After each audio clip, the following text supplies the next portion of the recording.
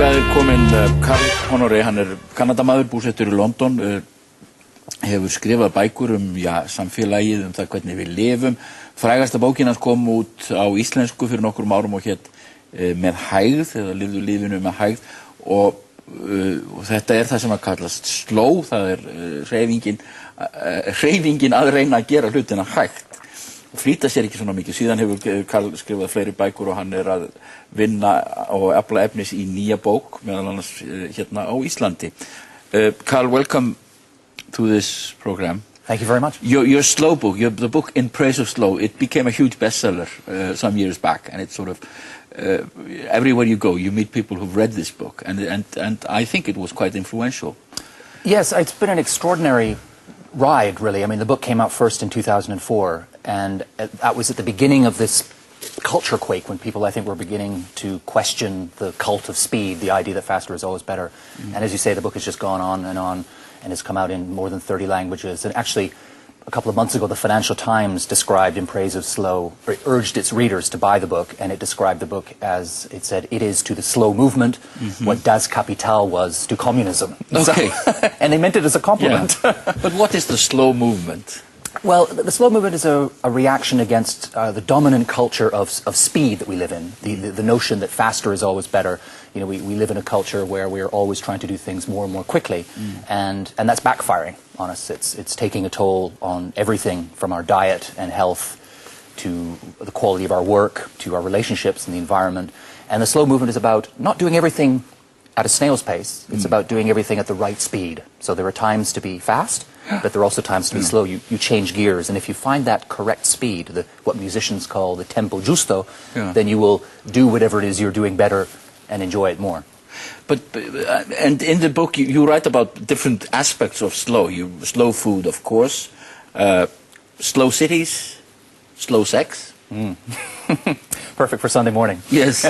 Yeah, I mean, this is the thing. Once you get this simple idea in your head that you do things at the right speed, that slower can be better, it will percolate out and apply to everything you do. So there are movements now for slow design, slow travel is huge, even slow technology, people looking for a more balanced, better way of using their gadgets. So there's an executive at IBM who's launched a slow email movement.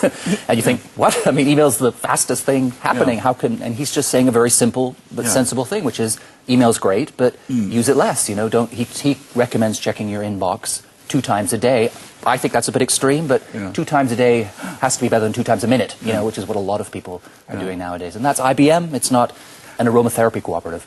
Yes, but it's in a way the way we do things at such a speed is making us miserable. It's making many of us quite miserable. I think it is. I think a lot of us have this sensation that we're racing through our lives instead of actually living them. And it's doing a lot of harm to people's health. We eat badly, we don't sleep enough, and it's also hurting us on the economic level, because this was the big argument for speed for many years, was that you had to be fast to be productive. But just look at what's happened in the financial markets, and look what's happened here in Iceland just recently with the economic meltdown. What went wrong in the financial sector was too much speed. No one had the time or the incentive to lift up the bonnet and see if the engine was overheating, to pull apart the credit default swaps or collateralized debt obligations to see if they were worth the paper they were written on. The whole system was based on fast growth, fast profits, fast consumption, and look how it almost drove us over a cliff edge. Yeah. Well, it's of course the speed is linked to growth, which is a sort of a key feature of the capitalist system we live in.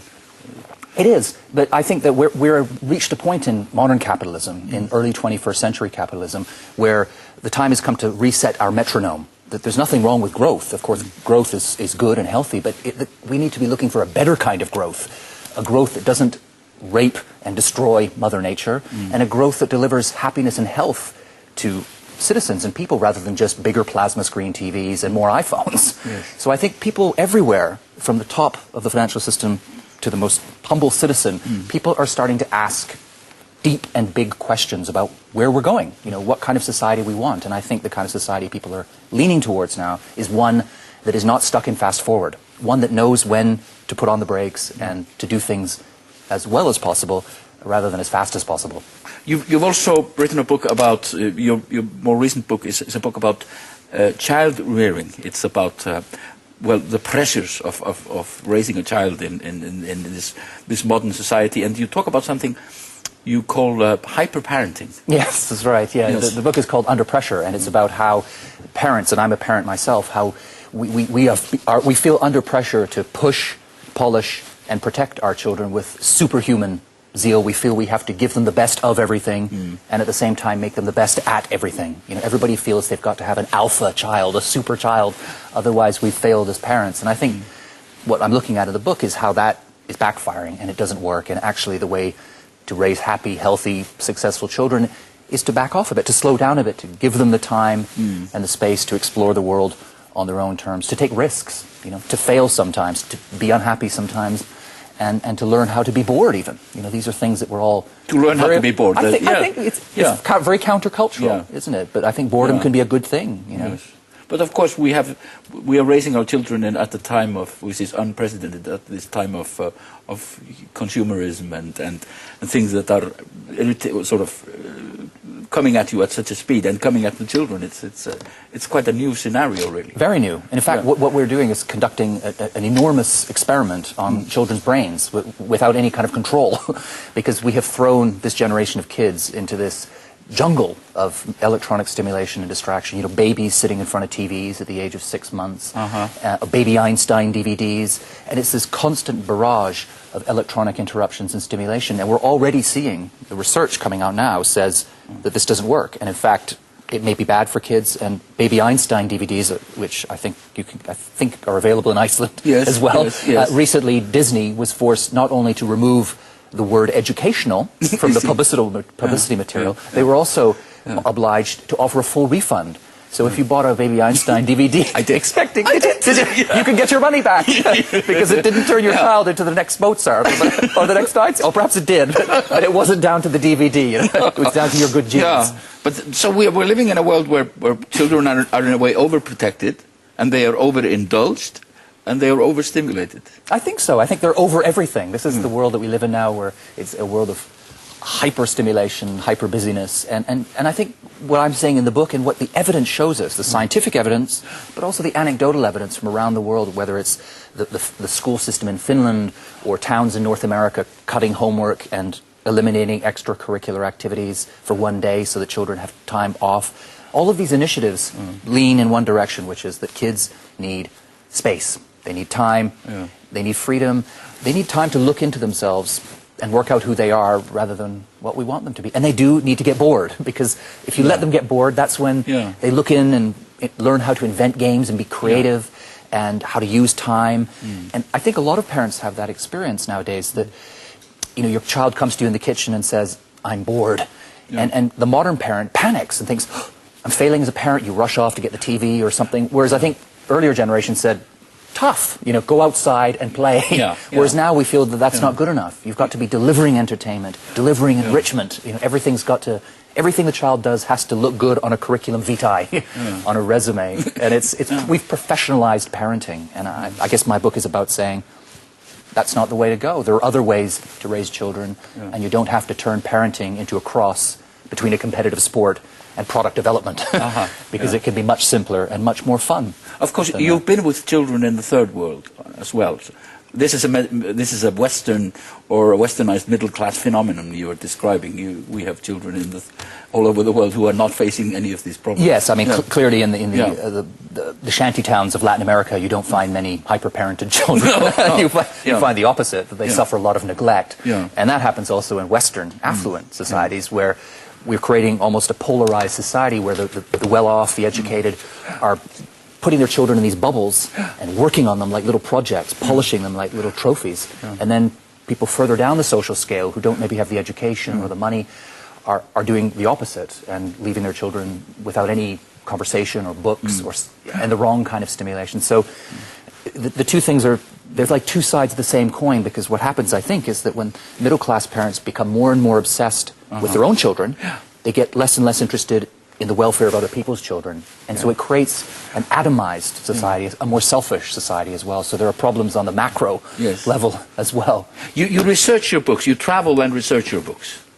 For example, Slow, you you went around and you write about your experiences. Exactly. And from what I understand, you also did that with your with Under Pressure. Very much so. That's my style of writing and investigation. I'm by background a journalist, a foreign correspondent.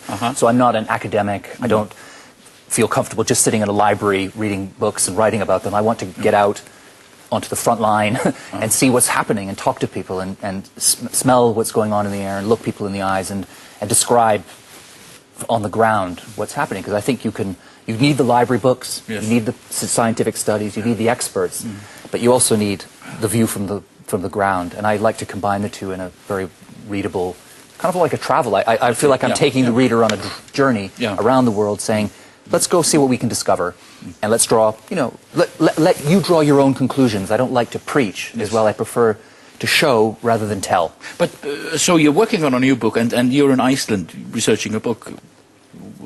Can you tell me about it? Well, my new book is looking at how we fix problems. The premise of the book is that we have created, partly because of this acceleration of everything, we've created a culture of the quick fix, where when things go wrong, we rush to treat the symptoms and stop it happening and then move on. And we don't really fix the problem. And I think I see this happening in politics. I see it happening in people's relationships. You see it happening in the way we're dealing with the environment. You see it in medicine. You see it in business.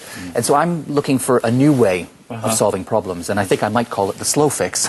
So I'm traveling around the world, investigating different ways in whether it's business or politics or medicine, relationships, schools, how people are solving problems using a slower culture. Long term, and looking at long term. So that things, once you fix them, stay fixed. We have a long history in Iceland, or a long history of quick fixes. We've been a nation of quick fixes in many ways, and that's one of the reasons we are in we're having these problems. So what have you found out in Iceland? Well, what drew me to Iceland on this trip is this phenomenon of the National Assembly, which of course was before Christmas, and that now there are these smaller assemblies bringing together ordinary voters with politicians and just getting everybody together. And I'm looking at how that may offer a new way of thinking about democratic politics, because not just in Iceland but around the world, voters are completely disillusioned and alienated from the political classes. They failed us very badly, and we don't trust them anymore. And they've become separated from the people, and all we do as voters is every 4 years, like the Olympics, we cast a ballot, and then that's the end.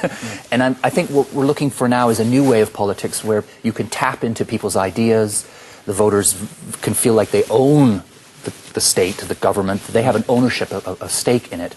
And the way to do that is to bring people to the table.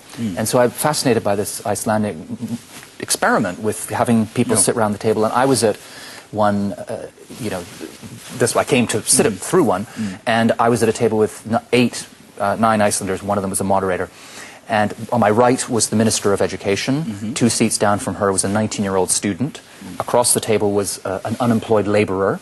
There was a chartered accountant, an interior designer, and everybody on a completely flat playing field, talking, exchanging ideas, arguing, debating. And you think there's so much rich, fertile imagination to be tapped into. And I think that this could be something that other countries might learn from. And it could mark the way to the next stage in, maybe in modern democracy, perhaps. Well, there are ideas around that we might even do the same thing with our constitution, with our constitutional progress.